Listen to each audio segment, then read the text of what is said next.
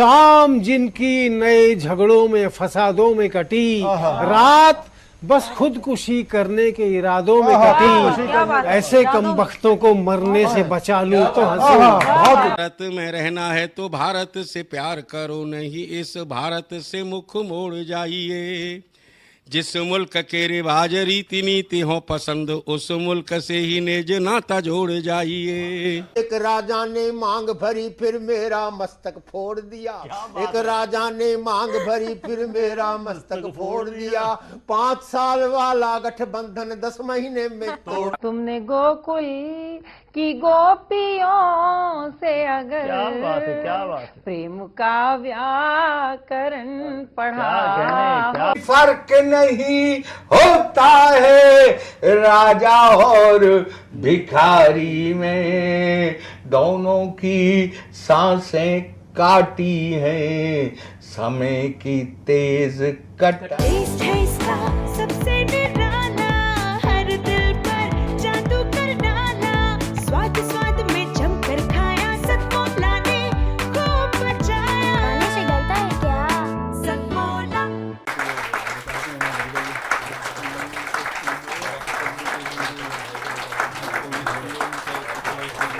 तो अब हम सम्मान का प्रारंभ कर रहे हैं डॉक्टर प्रवीण शुक्ल जी को। ओम भूर्भुवस्वः तत्सवितुर्वरेण्यं भर्गो देवस्य धीमहि धियो यो न प्रचोदयात्। ओम भूर्भुवस्वः तत्सवितुर्वरेण्यं भर्गो देवस्य धीमहि धियो यो न प्रचोदयात्। मान्यवर डॉक्टर प्रवीण शुक्ल जी हिंदी साहित्य, व्यंग, गीत, गजल एवं ओजस्वी काव्य पाठ के क्षेत्र में राष्ट्रीय एवं अंतर्राष्ट्रीय स्तर पर आपने भागीरथी कार्य जो किया है, आपके इस अमूल्य योगदान के आलोक में आपको कालजयी कवि सम्मान प्रदान करते हुए हम गौरवान्वित हैं। रविवार 5 अक्टूबर 2025 नोएडा, ईशदेन टीवी, सतमोला ग्रुप, संगम टीवी, हंस प्रकाशन।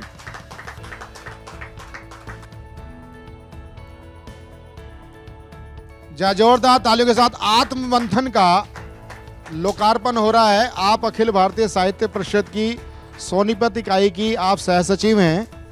हमारा जो आरएसएस का आनुषंगिक संगठन है साहित्य परिषद, उसका सोनीपत में काम देखती हैं। आपकी पुस्तक है, बड़ी पठनीय है।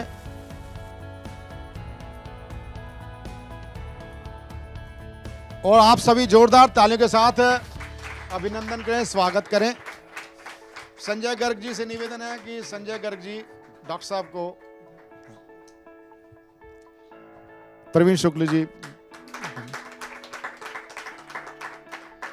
डॉक्टर साहब का मैं सम्मान करते हुए प्रवीण जी के बारे में बोला। मैं डॉक्टर साहब से मैं ईमानदारी से भाई साहब का इस शो पे 22 वर्ष से इंतजार कर रहा था और आज शुभ अवसर मिला है और सतमोला कवियों की चौपाल खुद गौरवान्वित अनुभव कर रही है डॉक्टर साहब का सम्मान करते हुए। हमारे बीच में हिंदी एकेडमी की जितनी मैंने बात की और वर्तमान में दिल्ली गवर्नमेंट पहले की हो और 2014 के आसपास का जब दिल्ली गवर्नमेंट, जब तक डॉक्टर रामचंद्र गौर थे तब का काम और अब के काम में, और बीच का कालखंड की हम चर्चा करने का कोई लाभ नहीं। जिस प्रकार से जो एक गाड़ी रुक गई थी हिंदी अकेडमी के उद्देश्यों की, उसको पुनः फर्स्ट से सेकंड और थर्ड और चौथे गियर में जो काम कर रही है हिंदी अकेडमी, उसके माननीय सचिव महोदय संजय गर्ग जी हमारे बीच में उपस्थित हैं। मैं भाई प्रवीण शुक्ल, प्रशांत अवस्थी और पंकज जी से निवेदन करूंगा कि वो संजय गर्ग जी का अंगवस्त्र के द्वारा और भेंट के द्वारा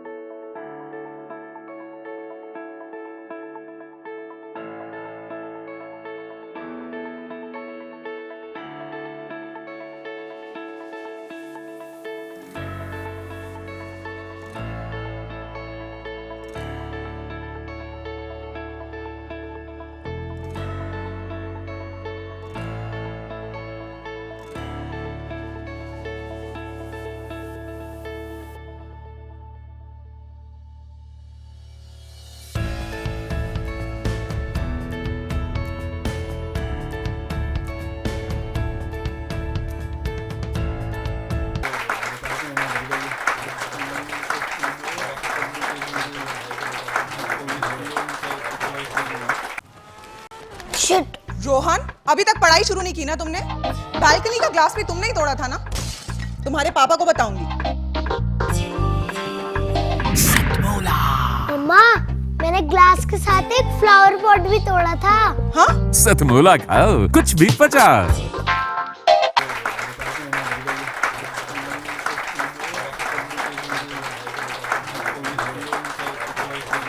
कि स्कूल में जब मैं पढ़ता था तो 9वीं कक्षा में उस समय मेरा राष्ट्रीय स्वयंसेवक संघ की शाखा के साथ संपर्क आया। 1971 से लेकर और 1993 तक मेरे पास राष्ट्रीय स्वयंसेवक संघ की विभिन्न जिम्मेदारियां रही हैं। उस समय विश्व स्वास्थ्य संगठन ने 1988 में एक संकल्प लिया था पूरी दुनिया को पोलियो मुक्त करने का। पेड़ के नीचे 4-5 बच्चों के डॉक्टरों ने मुझसे चर्चा की और उन्होंने कहा कि भारत को पोलियो मुक्त कराने के लिए हमारी इंडियन एकेडमी ऑफ पीडियाट्रिक्स जो है वो कोशिश कर रही है, लेकिन कोई भी भारत में हमारी बात सुनने के लिए तैयार नहीं है। पहले जो अपनी बीजेपी की 4 सरकारें थी उनके बीच में कंसेंसस बनाया कि दिल्ली की तरह वहाँ काम होगा। मुझे इनविटेशन मिला था लेफ्टिनेंट गवर्नर से कि आप आके सरकार बनाइए और अपनी मेजॉरिटी को उसमें असेंबली में प्रूव करिएगा। काफ़ी बड़ा चैलेंज था। और आपने जैसे सेकंड वेव की चर्चा की, सेकंड वेव में बहुत बड़े पैमाने पर वो वेव में जो वायरस था उसकी विरुलेंस ज़्यादा थी, लेकिन प्रधानमंत्री जी के नेतृत्व में दिल्ली में और देश में ऑक्सीजन की रिक्वायरमेंट को पूरा करने के लिए कोई कसर नहीं छोड़ी गई थी। मैं समझता हूँ कि अपने जीवन की सबसे महत्वपूर्ण रात इसलिए मानता हूँ कि शायद उस रात मुझे भगवान ने आशीर्वाद दिया इस स्वप्न को देखने के लिए कि मुझे पोलियो मुक्ति के लिए कुछ करना चाहिए, इन बच्चों के लिए करना चाहिए।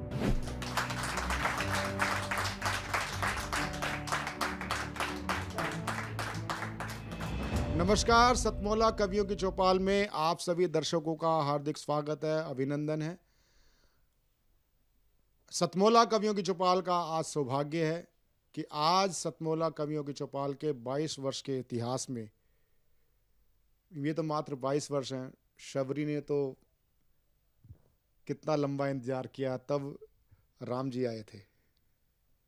आज जो हमारे बीच में उपस्थित हैं, हमारे साथ केवल भारत के ही नहीं, विश्व सुप्रसिद्ध स्वास्थ्य सेवाओं को जिन्होंने एक विश्व ख्याति दिलाई, चाहे वो भारत को पोलियो मुक्त करने के लिए हो अथवा कोरोना काल में जहां पूरा विश्व बहुत ही पीड़ित था, असंख्य मौतें हुई और उस समय भारत में भी ये आपदा आई, किंतु ये एक प्रमाणिक आंकड़ा है। भारत के अंदर जो कैजुअलिटीज थी वो विश्व में बहुत कम थी। आपके ही नेतृत्व में, जब आप केंद्रीय स्वास्थ्य मंत्री थे उस समय, वैक्सीन स्वदेशी आई, अनेक प्रकार के जो कार्य हो सकते थे आपके द्वारा, आपके मंत्रालय के द्वारा वो हुआ। आप ऐसे व्यक्तित्व का जो नाम होता है वो होता है डॉक्टर हर्षवर्धन। जहाँ हम जोरदार ताली के साथ हम उनका स्वागत। डॉक्टर हर्षवर्धन जी, आप दिल्ली के भी आप स्वास्थ्य मंत्री रहे, आप विश्व स्वास्थ्य संगठन के एग्जीक्यूटिव जो बोर्ड होता है उसके भी आप चेयरमैन रहे हैं, और इस प्रकार आज जो भारत आपको पोलियो मुक्त दिखाई देता है उसका भी के सिरमौर अगर कोई है तो डॉक्टर हर्षवर्धन। एक बार पुनः आपका हार्दिक स्वागत है। डॉक्टर साहब, आपसे बातचीत करने का मन है। डॉक्टर साहब, आप को मैं अपने सामने, आपके पीछे विगत से मैं आपको देखता आ रहा हूँ, आपसे प्रेरणा लेते आ रहे हैं काफ़ी लोग, उनमें से एक मैं भी हूँ। आपका छोटा एक अनुज समझ सकते हैं, क्योंकि एक चैनल की लैंग्वेज में तो ये अनुज वगैरह नहीं होता, लेकिन मतलब एक संस्कार जो हमें बताते हैं कि वो हम इस प्रकार का हमारा संबंध रहा है। डॉक्टर साहब, आप क्योंकि आज भारत सरकार भी जब राष्ट्रीय स्वयंसेवक संघ की 100वीं शताब्दी मना रही है, तो आज जो एक संघ को हे की दृष्टि से देखा जाता था सरकारी पक्ष में, आज वो सब चीज़ें समाप्त हो चुकी। कल भी मैं एक कार्यक्रम में था, वहाँ भी पीजीडीवी कॉलेज में साहित्य परिषद का कार्यक्रम था, उसमें भी संघ की 100वीं शताब्दी पर समग्र संघ साहित्य पर परिचर्चा का कार्यक्रम था, और उसमें vice chancellor professor Yogesh Singh ji थे। तो आप ऐसे मूल संगठन राष्ट्रीय स्वयंसेवक संघ के तपस्वी स्वयंसेवक हैं, तो आपका प्रारंभ ई ब्लॉक की शाखा से प्रारंभ हुआ। मैं कम से कम अब पीछे जा रहा हूँ 50 वर्ष पूर्व, तो वहां से हम बात करते हैं। उस समय जब डॉक्टर हर्षवर्धन छात्र जीवन से निकल करके कहाँ से आपने मेडिकल की पढ़ाई करी और ई ब्लॉक शाखा के स्वयंसेवक बने, कैसे आप देखिए प्रवीण जी, आपने जो प्रश्न किया है उसमें तो बहुत कुछ डिस्क्राइब करना पड़ेगा और वो एक लंबी यात्रा है, लेकिन अगर संक्षेप में मैं अपने बारे में जानकारी दूँ तो मैं ये कहूँगा कि मैं इसको अपना सौभाग्य ही समझता हूँ और ये इसको भगवान की ब्लेसिंग में मानूंगा कि स्कूल में जब मैं पढ़ता था तो 9वीं कक्षा में उस समय मेरा राष्ट्रीय स्वयंसेवक संघ की शाखा के साथ संपर्क आया 1969 में 1 मई के दिन, और अभी मेरे को 56 साल हो गए राष्ट्रीय स्वयंसेवक संघ का स्वयंसेवक बने। इस बीच में 1971 से लेकर और 1993 तक मेरे पास राष्ट्रीय स्वयंसेवक संघ की विभिन्न जिम्मेदारियां रही हैं, जिसमें 9 वर्ष मेरे मेडिकल कॉलेज में भी बीते हैं, कानपुर मेडिकल कॉलेज में, जहां मैंने एमबीबीएस किया, ईएनटी में एमएस किया, ईएनटी सर्जन बना। उस 9 वर्ष में भी मैंने मेडिकल कॉलेज में डॉक्टरों की शाखा लगाई, और उसके बाद 1983 से लेकर और 1993 तक मैंने सारे दिल्ली के डॉक्टरों की भी राष्ट्रीय स्वयंसेवक संघ के संपर्क विभाग के माध्यम से शाखा लगाई। 1993 में राष्ट्रीय स्वयंसेवक संघ के ही आदेश पर मुझे सार्वजनिक जीवन में, राजनीति में प्रवेश करने का मौका मिला, और 1993 में विधायक पहली बार बनने के बाद दिल्ली में मैं 5 साल मंत्री रहा, जिसमें मेरे पास स्वास्थ्य विभाग, शिक्षा विभाग और कानून मंत्रालय रहा। इसके बाद लगातार मैं आपके पास एनओमो की भी जिम्मेदारी रही? एनएमओ के साथ तो हमेशा जुड़े रहे, वो डॉक्टरों का संगठन है। मैं उस दृष्टि से ध्यान आता है कि प्रारंभ के 5 वर्ष हम केशव कुंज खट्टे वीरवार मिलन नहीं, मैं तो जो संघ का जो वीरवार मिलन है उसमें तो बहुत वर्षों तक मैं जाता रहा, और मैं खाली एनएमओ ही नहीं, दिल्ली मेडिकल एसोसिएशन के साथ भी जुड़ा रहा। Indian medical association, Delhi medical association का मैं सेक्रेटरी और प्रेसिडेंट भी रहा। तो जैसा मैं संक्षिप्त में बता रहा था कि दिल्ली में मेरे पास 93 से 98 तक 3 मंत्रालय रहे, स्वास्थ्य, शिक्षा और कानून एक मंत्रालय। बात मुझे और ध्यान आती है जी, क्योंकि ब्रॉडकास्ट में का तो अर्थ ये है कि जो प्रश्न हमने ना सोचा वो निकल आता है। आपका जुड़ाव विश्व हिंदू परिषद से भी रहा है, और आपने अशोक सिंघल जी का एक बहुत बड़ा कार्यक्रम किया था। मैंने बताया ना कि 1983 से लेकर और 93 तक मेरे पास सारे दिल्ली की डॉक्टरों की शाखा और इसके साथ संपर्क विभाग का काम था। तो जो आप जिस कार्यक्रम का स्मरण करा रहे हैं, मैं संघ परिवार का सदस्य रहने के कारण उस समय 80 के दशक में राम जन्मभूमि का आंदोलन बहुत प्रमुखता से देश में चलता था और अशोक सिंघल जी तो उस समय सारे समाज के, सारे देश के आइकॉन थे। तो उस समय खासकर हमारे कृष्णा नगर में ही मैंने 2 बड़े-बड़े कार्यक्रम डॉक्टरों के कराए थे। एक रघुनाथ मंदिर में, एक आर्य समाज मंदिर में।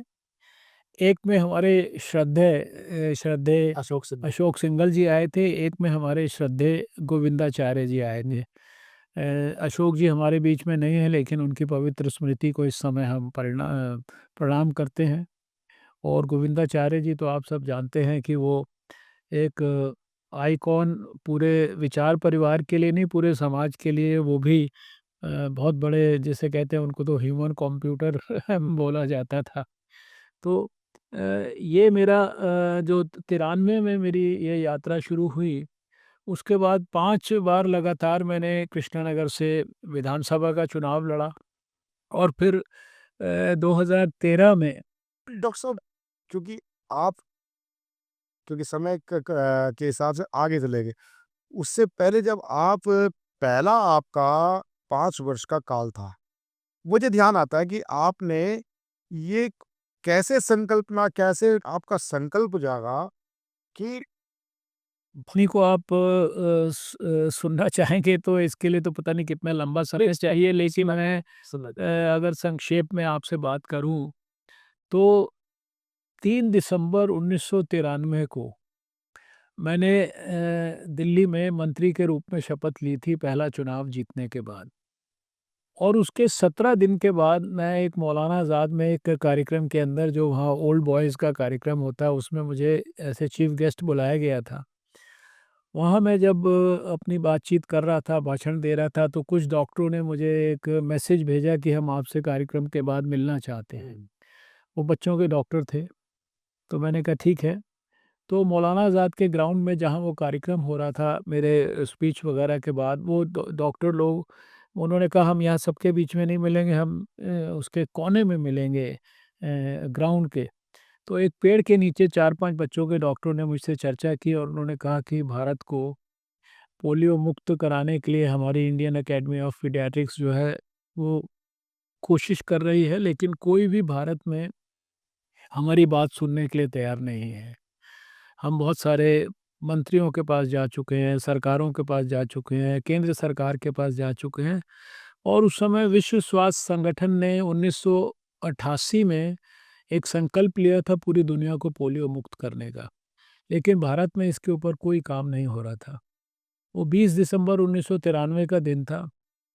उनसे चर्चा करने के बाद मैं उस दिन घर में आया और रात में सारी रात भर मैं उन पोलियोग्रस्त बच्चों के बारे में सोचता रहा, जिनके कष्ट को लेकर उनके माता-पिता सारे जीवन भर उस बोझ को ढोते थे। और मैं इसको 20 दिसंबर 1993 की रात को मैं समझता हूँ कि अपने जीवन की सबसे महत्वपूर्ण रात इसलिए मानता हूँ कि शायद उस रात मुझे भगवान ने आशीर्वाद दिया इस स्वप्न को देखने के लिए कि मुझे पोलियो मुक्ति के लिए कुछ करना चाहिए, इन बच्चों के लिए करना चाहिए। और उसके बाद मैंने अगले दिन विश्व स्वास्थ्य संगठन को चिट्ठी लिखी। दुनिया में कोई भी पोलियो के बारे में काम हुआ है, पोलियो के वैक्सीन के बारे में जो भी इन्वेंशन हुई है, वो सारी चीज़ों के बारे में सारे लिटरेचर को मैंने मंगवाया और इतना लिटरेचर, उसको पढ़ने में मुझे कम से कम 10-15 दिन लगे। और उसको पढ़ने के बाद मुझे लगा कि अगर बड़े-बड़े ब्राज़ील जैसे देश अपने आप को 80 के दशक में पोलियो मुक्त कर सकते हैं, तो भारत क्यों नहीं कर सकता? और फिर मुझे आज भी याद है कि जो पहली मीटिंग मैंने अपने घर में बुलाई थी, उसमें सिर्फ 4 लोग थे। वो एक सबसे पहला कोर ग्रुप था 4 लोगों का, जिसमें मेरे अलावा 2 पीडियाट्रिशियन थे, एक मैनेजमेंट का एक्सपर्ट थे जो हमारे स्वयंसेवक थे और एक दिल्ली के हेल्थ सेक्रेटरी थे। वहाँ हमने चर्चा की थी और उस चर्चा से शुरुआत करके अगले 9 महीने के अंदर दिल्ली के अंदर कोई ऐसा डॉक्टर नहीं था, कोई ऐसी स्वयंसेवी संस्था नहीं थी, कोई ऐसा सामाजिक संगठन नहीं था, कोई ऐसा धार्मिक संगठन नहीं था, कोई ऐसा नहीं था जिसको कि हमने इन्वॉल्व नहीं किया। और फिर 2 अक्टूबर 1994 को दिल्ली में 4000 पोलियो केंद्र बनाकर कोल्ड चेन की व्यवस्था करके और हर छोटे बच्चे को, उस समय 3 साल से छोटे बच्चे को, बाद में कैंपेन में 5 साल से छोटे बच्चों को इंक्लूड किया गया था। वो सब बहुत सारी उसके पीछे साइंटिफिक रीजनिंग्स हैं। और हर बच्चे को हम लोगों ने पहले जो कैंपेन में 2 अक्टूबर को 12 लाख बच्चों को एक साथ एक ही दिन कुछ ही घंटों में, आपको स्मरण होगा कि पोलियो की वैक्सीन दी थी। ये यात्रा वहाँ से शुरू हुई थी। और जब दिल्ली में 2 अक्टूबर और 4 दिसंबर को इसको सफलतापूर्वक किया, तो हमें अचानक लगा कि दिल्ली के अंदर अगर हमने पोलियो मुक्ति के लिए सफलता पा भी ली, तो आखिर भारत इतना बड़ा देश है, जब तक भारत में पोलियो मुक्ति नहीं होगी तो क्या फ़ायदा होगा। तो फिर उसके बाद हमने देश के स्वास्थ्य मंत्रियों से संपर्क करना शुरू किया, अपने बीजेपी के स्वास्थ्य मंत्रियों से संपर्क करना शुरू किया, भारत सरकार के पास भी संपर्क करने की कोशिश की। उस समय कांग्रेस की सरकार थी। बहुत लंबे समय तक हमें वहाँ पर कोई अपॉइंटमेंट वगैरह नहीं मिला। लेकिन कुल मिला के अगर उसको स्टोरी को शॉर्ट करके मैं बताऊँ, तो फिर हमने पहले जो अपनी बीजेपी की 4 सरकारें थी, उनके बीच में कंसेंसस बनाया कि दिल्ली की तरह वहाँ काम होगा। और फिर भारत में उस समय AR अंतुले साहब स्वास्थ्य मंत्री थे, उनको हमने रिक्वेस्ट किया। उन्होंने फिर सारे देश के स्वास्थ्य मंत्रियों की मीटिंग बुलाई, वहाँ मुझे 1 घंटा बोलने का मौका दिया और मुझे कहा कि आप विज्ञान भवन में सारा प्रदर्शन करिए कि आपने दिल्ली में कैसे सफलतापूर्वक किया। और फिर वहाँ ये निर्णय हुआ कि 95 के अंदर सारे देश के अंदर ये पोलियो उन्मूलन का कार्यक्रम चलेगा। उस समय 6.5 लाख से ज़्यादा पोलियो केंद्र सारे देश में बनाए गए। और जब भारत ने किया 95 में, तो फिर 96 में दक्षिण पूर्व एशिया के सारे देशों ने उसे फॉलो किया। इसकी भी जिम्मेदारी आपको दी। और उसके साथ साथ जो साउथ अफ्रीका में उसी समय नेल्सन मंडेला साहब जेल से बाहर आए थे, तो उन्होंने भी जब देखा कि लोगों ने देखा कि भारत जैसा देश भी कर सकता है, तो फिर अफ्रीका जैसे देश के अंदर भी नेल्सन मंडेला साहब ने kick polio out of Africa, इसको जो है वहाँ मूवमेंट को शुरू किया, चलता रहा। 98 में मेरा ये जब कार्यकाल समाप्त हुआ, तो 99 में विश्व स्वास्थ्य संगठन ने मुझे दक्षिण पूर्व एशिया के देशों के लिए एडवाइज़र के नाते बुलाया। ये बड़ा गौरव का, भारत तो बड़ा गौरव का विषय था। वहाँ पर मैं पोलियो के लिए भी और टोबैको कंट्रोल के लिए भी, टोबैको के लिए भी इस बीच में मैं काम कर रहा था। मैंने देश का सबसे पहला जो Delhi prohibition of smoking and non smokers health protection bill जो है, इसको मैंने बनाया था। तो जिसके ऊपर सुप्रीम कोर्ट ने कहा कि ऐसा कानून जो दिल्ली में बना, ये सारे देश की सब सरकारों को बनाना चाहिए, भारत सरकार को भी बनाना चाहिए। उसके लिए मुझे 1998 में अंतर्राष्ट्रीय अवार्ड भी मिला। तो 99 में जब WHO ने मुझे इनवाइट किया, तो वहाँ मैं पोलियो और टोबैको कंट्रोल के लिए दक्षिण पूर्व एशिया में काम करता था। और उस समय तक 98 के बाद अटल जी भारत के प्रधानमंत्री बन गए थे। उन्होंने भी इस कार्यक्रम के अंदर बहुत आशीर्वाद दिया, बहुत सहयोग किया।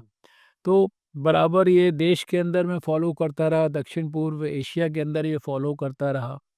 बहुत लंबी यात्रा है, मैंने उसके ऊपर अपनी किताब लिखी है, ए टेल ऑफ 2 ड्रॉप्स, 2 बूंद की कहानी, जिसको अटल बिहारी वाजपेयी जी ने, अमिताभ बच्चन ने भी उसको अमिताभ बच्चन जी को तो इस पोलियो ड्रॉप्स को देने के लिए, पॉपुलराइज करने के लिए रिक्वेस्ट की गई थी। तो वो किताब मेरी अटल जी, अडवाणी जी, हमारे परम पूजनीय सर संचालक जो अभी हैं, उस समय सर कार्यवाह थे, मोहन भागवत जी, सुषमा स्वराज और रीजनल डायरेक्टर WHO, और इसके साथ साथ जो सारे देश के सभी सांसद और कई प्रदेशों के मुख्यमंत्री, उनकी उपस्थिति में वो 7 दिसंबर 2004 को अटल जी ने रिलीज़ की थी।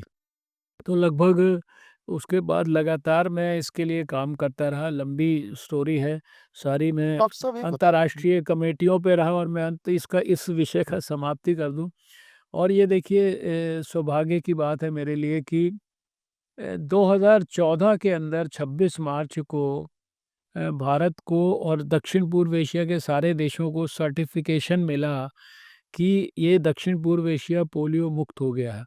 तो तब तक मैं केंद्र में नरेंद्र मोदी जी की सरकार में स्वास्थ्य मंत्री बन चुका था। तो वो सर्टिफिकेट भी WHO ने पूरे दक्षिण पूर्व एशिया का मुझे आके हैंड ओवर किया, वो मेरे घर में आज भी लगा हुआ है। तो ये एक तरह से भी लगभग भारत की दृष्टि से देखा जाए तो ये 20 वर्ष की कंटिन्यूअस यात्रा थी जो 94 में शुरू हुई और 2014 के अंदर पूरे भारत और दक्षिण पूर्व एशिया के सभी देशों को सर्टिफिकेशन मिला। डॉक्टर साहब एक क्योंकि मैं आपको मैं ये तो नहीं कह सकता कि मैं आपकी छाया की तरह चाह, लेकिन मैं आपको आपकी हर एक्टिविटी, चाहे वो राजनीतिक क्षेत्र हो, राजनीतिक क्षेत्र में क्योंकि कभी हम भी रहे, मैं आपको राजनीतिक क्षेत्र से भी देखता रहा। मैं आपको एक निर्लेप स्वयंसेवक के रूप में देखता रहा, चाहे वो राजनीति के अंदर हो। राजनीति के अंदर कुछ चीज़ें ऐसी होती हैं जो मनमाफिक नहीं होती, लेकिन उसमें भी अपने आप को स्थित भाव के रूप में आप चलें।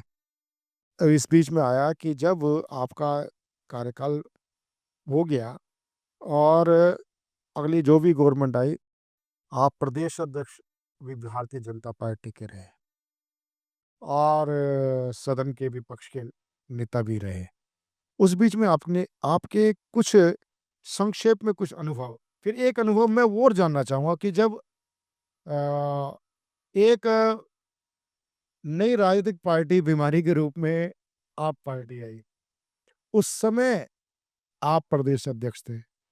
उस समय निर्णय करना कि मात्र कुछ हमें विधायक चाहिए थे और हम सरकार बना सकते थे, लेकिन आपने उसको ठुकरा दिया। यहाँ तक कि हम चर्चा करना चाहते हैं आपसे खुलकर। देखिए ऐसा है कि आपको पता है कि लगभग 32 वर्ष हो गए मुझे सार्वजनिक जीवन में प्रवेश किए हुए और इस दौरान मैंने 5 विधायक के चुनाव लड़े, 2 चुनाव मैंने पार्लियामेंट के लड़े। दिल्ली के बारे में मैंने बताया कि दिल्ली सरकार में मैं मंत्री रहा, ऐसे ही केंद्र में भी मैं मेरे पास 4 विभाग रहे, स्वास्थ्य का विभाग रहा, पर्यावरण रहा, साइंस एंड टेक्नोलॉजी रहा और अर्थ साइंस पृथ्वी विज्ञान रहा। और इस दौरान संगठन की भी मेरे पास इस पीरियड में ज़िम्मेदारियाँ रही, यानी 4 बार मैं भारतीय जनता पार्टी दिल्ली प्रदेश का प्रदेश अध्यक्ष रहा। इसके अलावा जब हमारे आदरणीय वेंकैया नायडू जी राष्ट्रीय अध्यक्ष थे, उनकी टीम में मैं राष्ट्रीय उपाध्यक्ष रहा। सारे देश में जो हमारे डॉक्टर्स का जो बीजेपी का सेल है, इसका मैं कन्वीनर रहा 2 साल, जना कृष्णमूर्ति जी के समय के अंदर। और इसके साथ-साथ मुझे सौभाग्य मिला 5 वर्ष में लगातार doctor Shyama Prasad Mukherjee research foundation का ट्रस्ट नहीं, रिसर्च फाउंडेशन का सेक्रेटरी रहा, जिसमें डॉक्टर श्यामा प्रसाद मुखर्जी और दीनदयाल जी के जीवन वगैरह के ऊपर बहुत गहरी रिसर्च, उनका जो डॉक्टर श्यामा प्रसाद मुखर्जी का जो कलकत्ता में घर है, उनकी जो पुरानी फ़ोटोग्राफ्स हैं, उनको डिजिटलाइज़ करना, उनकी पुण्यतिथि पर और उनके जन्म के दिन जो है 23 जून और 6 जुलाई को हम लोग या तो कश्मीर में कार्यक्रम करते थे या फिर इसमें कार्यक्रम करते थे कलकत्ता में। और जो आपने ज़िक्र किया कि 2013 में मुझे दिल्ली में मुख्यमंत्री का उम्मीदवार बनाया था पार्टी ने, तो उस समय ये इसका जन्म भी हो चुका था आम आदमी पार्टी का। तो मुझे 32 सीटें मिली थी और 36 पे सरकार बनती थी, 35-50% होता था। मुझे इन्विटेशन मिला था लेफ्टिनेंट गवर्नर से कि आप आके सरकार बनाइए और अपनी मेजॉरिटी को उसमें असेंबली में प्रूव करिएगा। लेकिन मेरा जो है मन जो है उसने कभी इस बात के लिए गवारा नहीं किया। मैंने जैसे ही रिज़ल्ट डिक्लेयर हुआ था शाम को 8 बजे टेलीविज़न चैनल्स को इंटरव्यू दे दिया था और शायद तब तक मैंने ठीक प्रकार से अपनी पार्टी के लोगों से भी, लेकिन वो मेरी जो अपनी अंतरात्मा की आवाज़ थी कि सरकार चलाने के लिए जब तक आपके पास अपने लोगों का मेजॉरिटी नहीं है, आप इधर-उधर से माँग के मैनेज करके आप मेजॉरिटी लेंगे तो आप अपने विज़न को इम्प्लीमेंट नहीं कर पाएँगे। और दूसरे लोग इसलिए मेरे को जब नजीब जंग साहब ने बुलाया ये मुख्यमंत्री पद का दायित्व संभालने के लिए, मैंने 10 सेकंड में जाके उन्हें बोल दिया था कि सॉरी मैं आपके पास ये ज़िम्मेदारी स्वीकार करने के लिए नहीं आया, वो तो मैं नहीं कर पाऊँगा।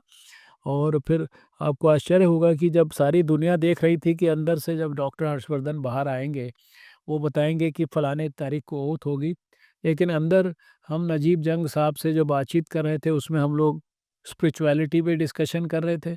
वो अपनी माँ के बारे में बता रहे थे, मैं अपनी माँ के बारे में उनको बता रहा था और इस प्रकार से हमने, लेकिन जो दिल्ली में जो पार्टी प्रोबिटी के नाम पर आई, यानी कि शुचिता के नाम पर इतने लंबे-लंबे एजिटेशन और इतनी लंबी-लंबी बातें की, और जो कांग्रेस पार्टी को सबसे ज़्यादा भ्रष्ट बताती थी, सारे नेताओं को एक लाइन से भ्रष्ट बताती थी, उन्हीं के 8 लोगों, जब हमने सरकार नहीं बनाई तो उनके 8 लोगों की सपोर्ट से उन्होंने, जबकि उनके पास 28 ही लोग थे, उन्होंने सरकार बनाई। डॉक्टर साहब एक बताओ, मेरा मन पता नहीं क्यों इस चीज से प्रश्न जरूर पूछना चाहते हैं हम, कि अब कोई आपको ऐसा नहीं लगता है, क्योंकि अगर, खैर आप तो अटल जी आपकी प्रेरणा रहे हैं, अटल जी ने कहा था बाजार सजे हुए थे, लेकिन उन्होंने एक एमपी की एक तो जरूरत थी, नहीं किया। अगर मेरा मानना है डॉक्टर साहब, यदि आप थोड़ा सा, क्या नाम, अगर कहते हैं ना कि एक तो राजधर्म होता है जो मोदी जी से पहले अटल जी निभाते थे, और एक राजधर्म मोदी जी निभा रहे हैं, कि एक रामायण युग, आप रामायण युग से निकलते हुए आप आए हो, और जो वर्तमान का जो महाभारत काल था, महाभारत में कृष्ण नीति, अगर थोड़ा सा आप उस समय कृष्ण नीति के हिसाब से चलते तो ये बीमारी आज पैदा नहीं होती। अब देखिए, ये तो मतलब डिस्कशन की दृष्टि से तो हर एक बात को की जाती है, लेकिन मेरा व्यक्तिगत तौर पर ये मानना है कि जो राजनीति में भी जो है चरित्र या उसकी जो शुचिता है, जैसे हमारे को देखिए, जो बचपन में हमारे टीचर्स बताते थे कि जैसे कि भाई, if wealth is lost nothing is lost, if health is lost something is lost, and if character is lost everything is lost. तो मेरा ये मानना है कि इसमें वेल्थ का कोई मायने नहीं है, लेकिन हेल्थ और करेक्टर, ये दोनों इक्वली इम्पोर्टेंट हैं, और मैं सब लोगों को बोलता हूँ कि भाई, health is the most important wealth, and character is also a very important wealth. इन दो को किसी कीमत पर इसमें डाइल्यूशन नहीं होना चाहिए, और इसलिए मैं तो समझता हूँ कि आज मुझे 32 वर्ष के सार्वजनिक जीवन के बाद, या 56 वर्ष के संघ के स्वयंसेवक के रूप में रहने के बाद, मुझे लगता है कि मेरे को इस बात का सेटिस्फेक्शन है, इस बात का गर्व है कि हम लोगों ने जो कुछ अपने माता-पिता से सीखा, अपनी माँ से सीखा, संस्कार जो हमारे परिवार ने दिए, जो हमें राष्ट्रीय स्वयंसेवक संघ से मिले, अपने विचार परिवार से मिले, हमने उनको ईमानदारी से और सात्विक भाव से जीने का प्रयास किया है, और उसके लिए हमें कोई किसी तरह का कोई संकोच नहीं है, कोई शर्म नहीं है, और शायद मेरे ख्याल से आसानी से आपको डॉक्टर हर्षवर्धन के ऊपर उँगली उठाने वाले बिल्कुल, बिल्कुल, लोग यही तो। आपको शायद हमारी पार्टी का दूसरी पार्टियों में भी शायद नहीं मिलेंगे। डॉक्टर साहब, अब आते हैं उस चरण पर, जो आपके जीवन का, केवल आपके जीवन का नहीं, विश्व में एक कठिन परीक्षा एक आई।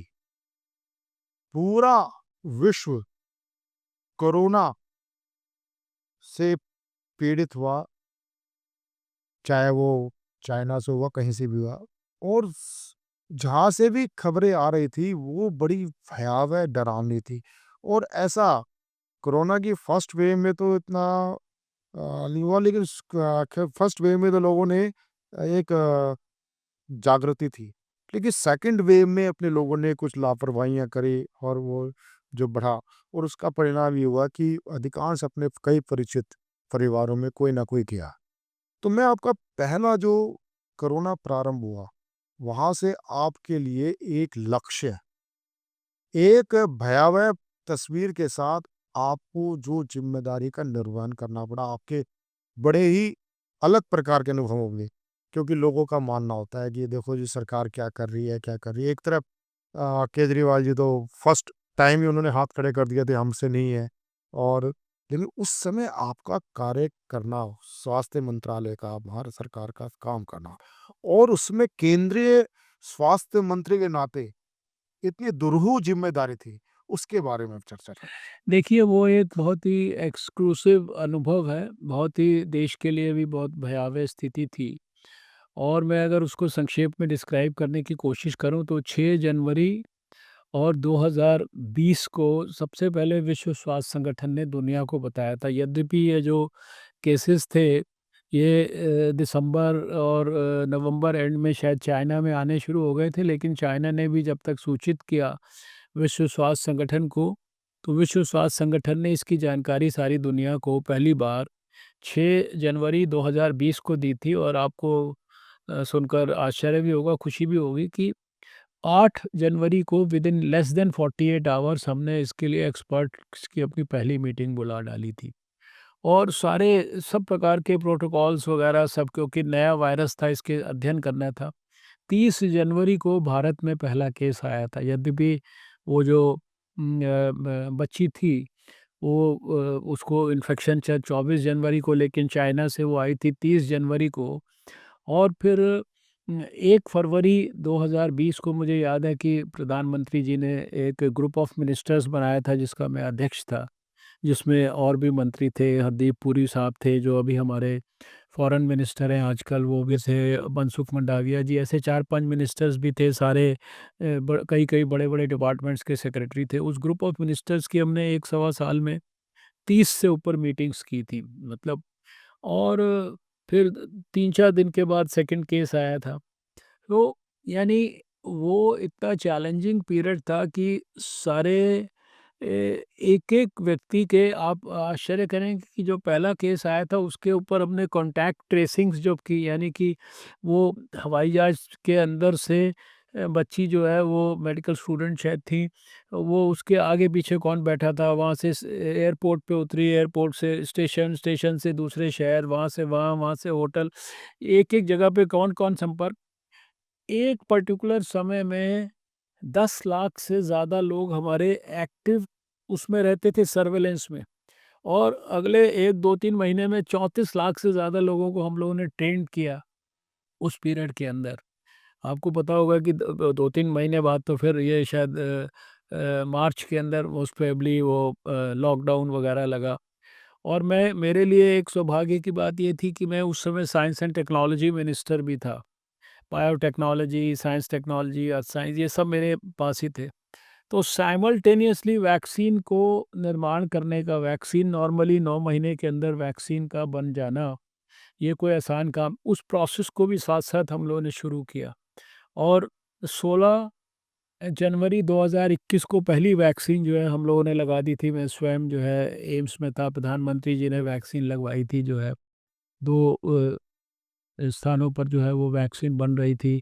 पुणे में बन रही थी, हैदराबाद में बन रही थी, आपको सब पता है। तो वो एक, और उस दौरान सारे देश में सारे कंटिन्यूटी में एक तरफ हम जो है वीडियो कॉन्फ्रेंस करके रेगुलर बात करते थे। दूसरी तरफ प्रधानमंत्री जी हमारे अपने एड्रेस टू द नेशन से भी एजुकेट करते थे, और साथ में वो भी सारे चीफ मिनिस्टर्स और उनके साथ कंटिन्यूअसली बातचीत करते थे। और हम तो उस पीरियड में लगातार अस्पतालों के अंदर सड़क के ऊपर रहे। यानी खाली दफ्तर में बैठ के सारा मैनेजमेंट नहीं करते थे, सुबह से शाम तक अस्पतालों में, आईसीयूज़ में नए जो बेड्स क्रिएशन हो रहे थे, तरह-तरह के नए-नए सिस्टम से बेड क्रिएट किए गए, सारी चीज़ें थी। तो काफ़ी बड़ा चैलेंज था। और आपने जैसे सेकंड वेव की चर्चा की, सेकंड वेव में बहुत बड़े पैमाने पर वो वेव में जो वायरस था उसकी विरुलेंस ज़्यादा थी। लेकिन प्रधानमंत्री जी के नेतृत्व में दिल्ली में और देश में ऑक्सीजन की रिक्वायरमेंट को पूरा करने के लिए कोई कसर नहीं छोड़ी गई थी। आज इतने प्लांट्स जो है उस दौरान जो है सारे देश में ऑक्सीजन के प्रोडक्शन के लिए, और भी जो उसके लिए टेक्निकल जितनी चीज़ें थी। लेकिन ये दुर्भाग्य है कि सेकंड वेव में बहुत सारे लोगों को जो है अपने डॉक्टर साहब, मैं इसमें एक चीज़ पूछना चाहूँगा कि सेकंड वेव में कुछ चीज़ें अलग भी थी। फर्स्ट वेव में प्रधानमंत्री जी ने कभी लाइटिंग करवाई, कभी थाली से मतलब मनोबल बढ़वाया, क्योंकि लोग लॉकडाउन लग चुका था। सेकंड वेव में जहाँ एक घृणित राजनीति भी चल रही थी कि ऑक्सीजन का पैनिक तैयार किया गया, और जो वैक्सीन को लेकर के दुष्प्रचार किया जा रहा था, कि ये वैक्सीन नहीं, ये नहीं, ये प्रॉब्लम थी? देखिए, आप ठीक कह रहे हैं कि देखिए अभी हम लोगों ने ये सारे चीज़ों को कभी मैंने तो व्यक्तिगत तौर पर जो चीज़ें समाज के हित के साथ जुड़ी होती हैं उनके अंदर राजनीति ना प्रत्यक्ष रूप से की है ना प्रत्यक्ष की है, लेकिन जो है कुछ इस निश्चित रूप से कुछ दूसरे पार्टी के अंदर राजनेता वो कहते थे ये तो बीजेपी की वैक्सीन है। वो शायद उन्होंने चुपके से वैक्सीन लगवा भी ली होगी, लेकिन वो प्रचारित इस प्रकार से करते थे। तो हम लोगों ने कभी ना प्रधानमंत्री जी ने, ना हमने, ना हमारे साथियों ने, किसी ने, हम लोग उस राजनीति के अंदर नहीं पड़े। जो हमारा कर्तव्य था, कर्म था, उसको प्रधानमंत्री जी के नेतृत्व में हम लोगों ने बहुत गहराई से, पूरी गंभीरता से, मुझे याद नहीं कि कोई भी ऐसा जो कोविड का पीरियड होगा जिसमें हम कभी रात में 11-12 बजे से पहले अपने घर में वापस आए होंगे, या कोई ऐसा दिन रहा होगा जब सारे दिन भर अस्पतालों के अंदर जो है पूरे अच्छी तरीके से सारी प्रिकॉशंस लेके अस्पतालों में जाते थे। और सबसे बड़ी उस बात की, उस समय की जो मैं बात इम्पोर्टेंट कहना चाहता हूँ कि डॉक्टर, नर्सेज़, हमारे जो पैरामेडिकल स्टाफ, जो हमारे फ्रंट लाइन वर्कर्स थे, सैनिटेशन के, पुलिस के, ये सब लोगों ने बहुत मेहनत की। और जो डॉक्टर, बहुत सारे हमारे डॉक्टर लोगों के भी प्राण चले गए, कइयों का इलाज करते हुए चले गए। लेकिन इस पूरे देश में मुझे एक भी माँ या कोई ऐसा परिवार याद नहीं है जिसने कहा कि मैं अपने बेटे को ड्यूटी पे नहीं जाने दूँगी। ये सबसे बड़ी बात थी। मैं समझता हूँ कि ये जो डॉक्टर परिवार थे या जो वो एसोसिएटेड हेल्थ वर्कर्स वगैरह थे, उनके परिवारजनों को भी सैल्यूट करने का विषय था। और बाद में आपने देखा कि प्रधानमंत्री जी ने उनके लिए उनको सम्मानित करने के लिए बहुत सारे ऐसे कार्यक्रम किए। उसके लिए ऊपर से जो है पुष्प वर्षा इत्यादि बहुत सारी चीज़ें सिंबॉलिक भी बाद में की गई उसके लिए। लेकिन वो एक, और जो बहुत सारे वैज्ञानिक, बाहर के वैज्ञानिक, कई हमारे हिंदुस्तान के वैज्ञानिक जो बाहर काम करते थे, वो ये आते थे, वो कहते थे कि ऐसी-ऐसी स्टेटमेंट देते थे कि पूरा-पूरा कॉन्टिनेंट तबाह हो जाएगा, करोड़ों लोगों की मृत्यु हो जाएगी, ये भारत कुछ नहीं सँभाल सकता। लेकिन प्रधानमंत्री जी के नेतृत्व में हम लोगों ने और हमारे डॉक्टरों और सभी लोगों के सहयोग से भारत जैसे बड़े देश में, 140 करोड़ लोगों के देश में जो हमारा जो मॉर्टेलिटी रेट था या जो हमारा बीमार होने का लोगों का रेट था, वो दुनिया में सबसे कम था। वो बहुत कम था हमारे देश की आबादी के हिसाब से। और मुझे उस पीरियड के अंदर भारत को ये सौभाग्य मिला, मुझे डब्ल्यूएचओ का एग्जीक्यूटिव बोर्ड का चेयरमैन होने का मौका मिला। और उधर जेनीवा में डॉक्टर टेड्रोस होते थे और मैं दिल्ली में होता था।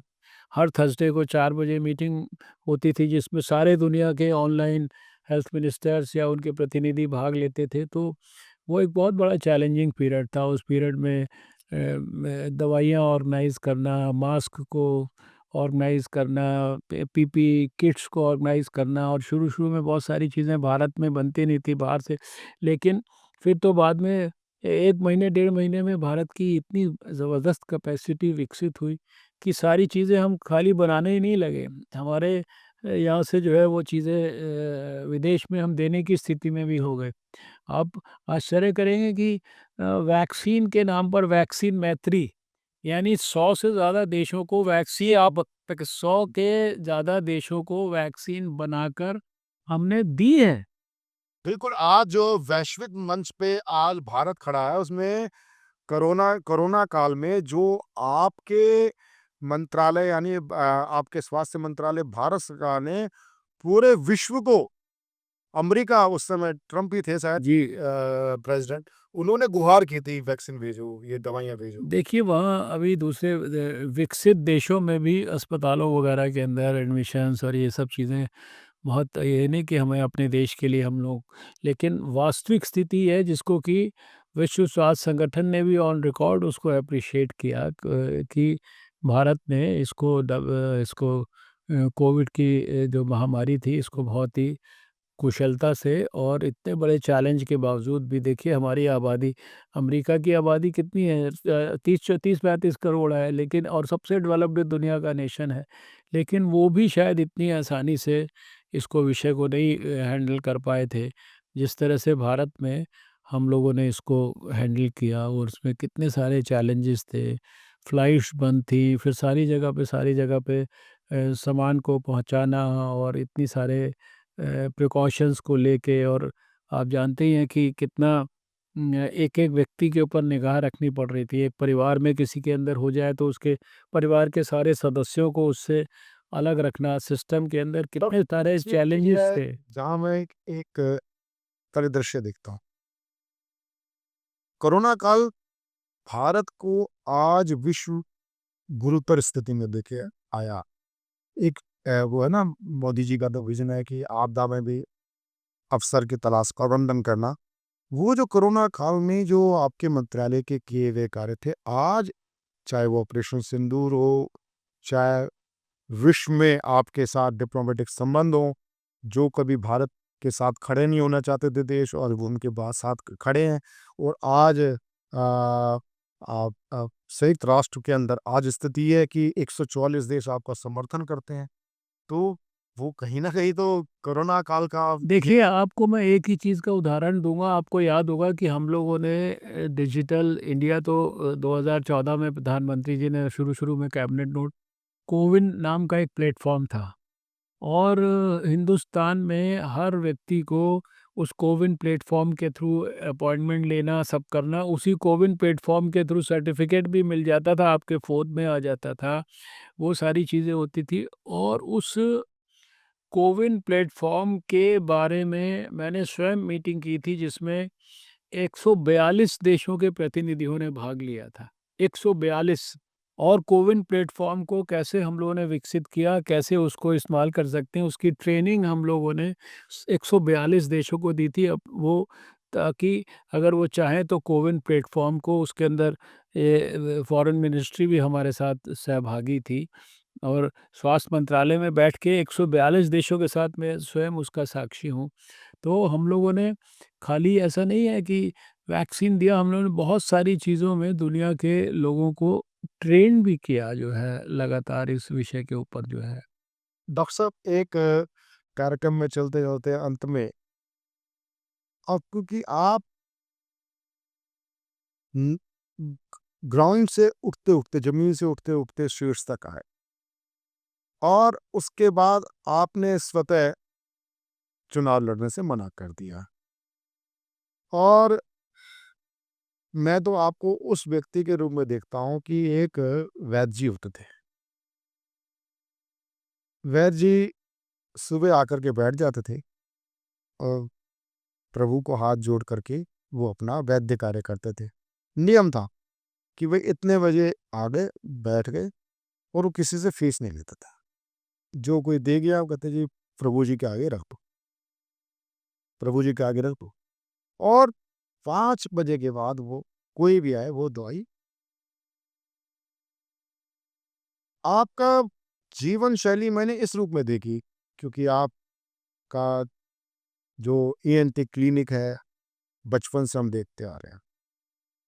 वहां से आपने लोगों के साथ संघ के अतिरिक्त आप में एक चिकित्सीय क्षेत्र से लोगों के अंदर बहुत आपने संबंध बनाए, और पता नहीं कितने असंख्य, मैं गौरव के साथ, गर्व के साथ कह सकता हूं कि प्रवीण आर्य के पिताजी पूज्य आचार्य जगदीश आर्य जी को आपने जीवन दान दिया।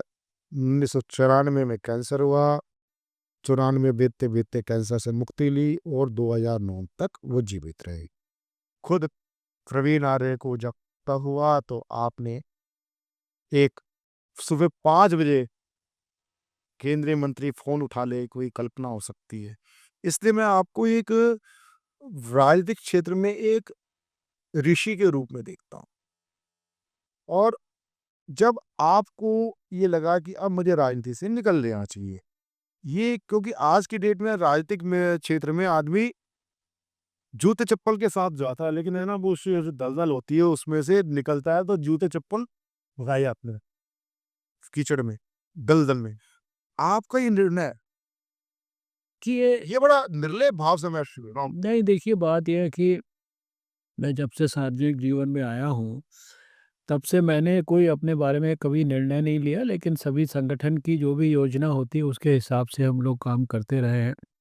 30-32 साल आपने देखा कि वहाँ काम किया, और अनेक सबसे जो साधारण से साधारण पद से लेकर और हाईएस्ट लेवल के संगठन में भी और सरकार में भी, दोनों सरकारों में महत्वपूर्ण दायित्व निभाए। इंटरनेशनल लेवल पर भी दायित्व निभाने का मौका मिला। मुझे 6-6 अंतर्राष्ट्रीय अवार्ड मिले, 1 दर्जन से डेढ़ दर्जन राष्ट्रीय स्तर के अवार्ड्स मिले। ऐसे-ऐसे अवार्ड्स भी मिले जो मुझसे पहले भारत में किसी को नहीं मिले थे। लेकिन मैं समझता हूँ कि संगठन की योजना के हिसाब से काम करना होता है। आज मैं अपना मरीज़ों को भी देखता हूँ 3 घंटा रोज़, और जैसा मैंने कहा कि जो करैक्टर है उसके साथ-साथ हेल्थ भी बहुत इम्पोर्टेंट है। तो मैं 2 घंटा अपना एक्सक्लूसिवली हेल्थ पर देता हूँ, और इसके अलावा जो भी हमारा, चाहे वो राष्ट्रीय स्वयंसेवक संघ से जुड़ा हुआ हो, चाहे हमारी अपनी बीजेपी से जुड़ा हुआ हो, या कोई भी समाज के अनेकों प्रतिष्ठित कार्यक्रम होते हैं जिनमें भी सहभागिता ज़रूरी होती है या अपेक्षित होती है, वो सारी चीज़ें हम करते हैं। कोई किसी पद पर बने ही रहे हर समय आदमी पूरी ज़िंदगी भर, इसकी भी कोई आवश्यकता नहीं होती।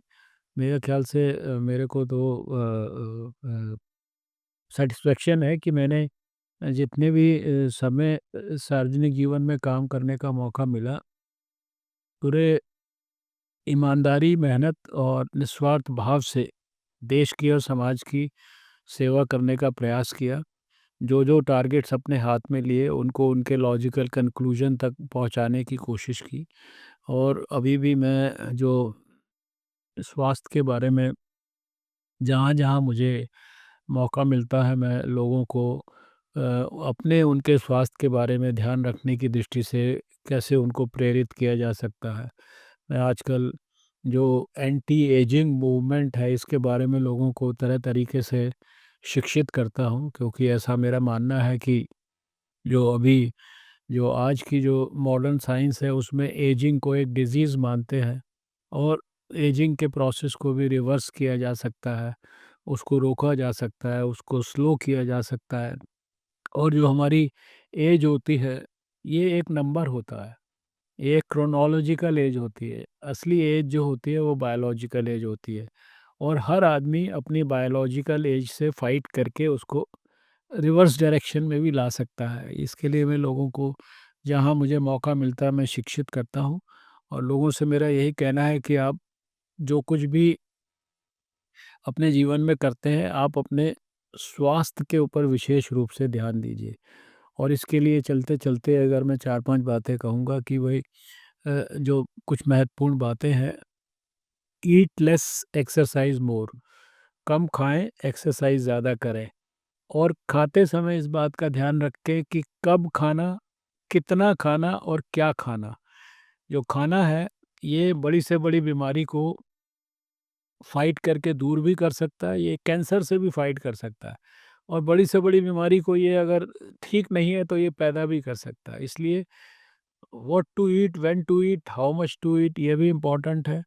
एक्सरसाइज़ करना ये भी इम्पोर्टेंट है, और इसके साथ-साथ सब किस्म के जो स्ट्रेस हैं जीवन में, वो आदमी अपने से मीलों दूर रखे, और एक अच्छी 6-7 घंटे की एक गुड क्वालिटी स्लीप ले। तो ये मुझे लगता है कुछ इम्पोर्टेंट बातें हैं जिसके ऊपर हर एक आदमी को ध्यान रखना चाहिए, और साथ में अपने चरित्र जो है उसकी जो जिसे कहते हैं सात्विकता है, उसको मेंटेन करें। देखिए, हमारी माँ एक बात कहती थी, वो मैं अंत में कहूँगा कि भारत में इंसान के रूप में जन्म लेना या इसका मौका मिलना, ये एक फॉर्च्यून है, सौभाग्य है। लेकिन इंसान के रूप में जन्म लेकर आदमी इंसान बन पाए, बहुत अच्छा। ये सबसे बड़ी चुनौती है। और ज़िंदगी इसी का नाम दूसरा है कि इंसान के रूप में जन्म लेके हम वास्तव में इंसान बनने की प्रक्रिया के अंदर आगे बढ़ें। जैसे इंसान पिछले सप्ताह थे, उससे बेहतर इंसान अगले सप्ताह में, अगले महीने में, अगले साल में बने। अगर इस यात्रा को हम भगवान का आशीर्वाद लेके ठीक प्रकार से निभा सकते हैं, तो मुझे लगता है कि शायद यही हमारे जीवन को सही मायने में सार्थक बना सकती है। ये थे हमारे बीच में सुप्रसिद्ध स्वास्थ्य ऋषि डॉक्टर हर्षवर्धन। केंद्रीय मंत्री तो आप रहे हैं, मैं स्वास्थ्य ऋषि कहूँगा। जाते जाते आपने चलते चलते आपने बात कही, और मैं डॉक्टर साहब के बारे में 2-3 पंक्तियां जरूर मैं बोलना चाहूँगा कि मैं उजाला दीप का हूँ, दीप बन तिल तिल जला हूँ, आंधियों की गोद में अंधियार पी पी कर पला हूँ। क्या जिया यूं ही जिया, इस जिंदगी का अर्थ क्या है? क्या जिया यूं ही जिया, इस जिंदगी का अर्थ क्या है? सीख जीना मीत मुझसे, एक जीने की कलाम, एक जीने की कलाम। तो ये थे हमारे साथ पूर्व केंद्रीय मंत्री डॉक्टर हर्षवर्धन जी। आपको हमारे कार्यक्रम कैसा लगा? आप हमें अपने ईमेल के द्वारा, फोन नंबर के द्वारा आप हमें सूचित कर सकते हैं। डॉक्टर हर्षवर्धन जी, आपका बहुत धन्यवाद। Thank you.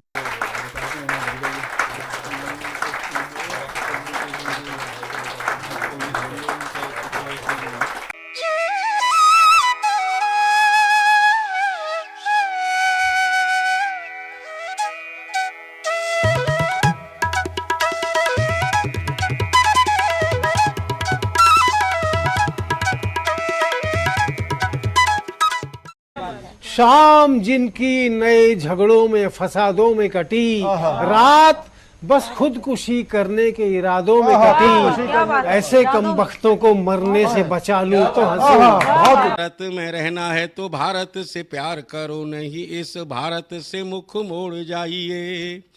जिस मुल्क के रिवाज रीति नीति हो पसंद, उस मुल्क से ही निज नाता जोड़ जाइए। एक राजा ने मांग भरी फिर मेरा मस्तक फोड़ दिया, एक राजा ने मांग भरी फिर मेरा मस्तक फोड़ दिया।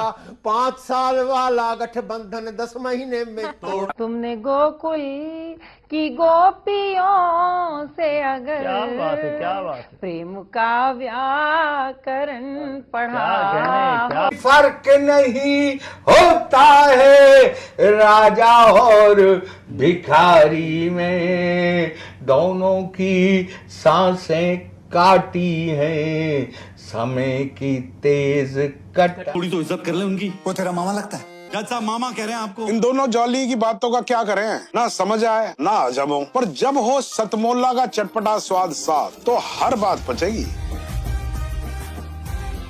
मसालेदार केस, चटपटी बातें, एक ब्लॉकबस्टर कॉम्बिनेशन, बिल्कुल हमारी फिल्म जॉली LLB 3 की तरह। सतमोला के साथ सेलिब्रेट करो jolly LLB 3 in theatres from 19 September.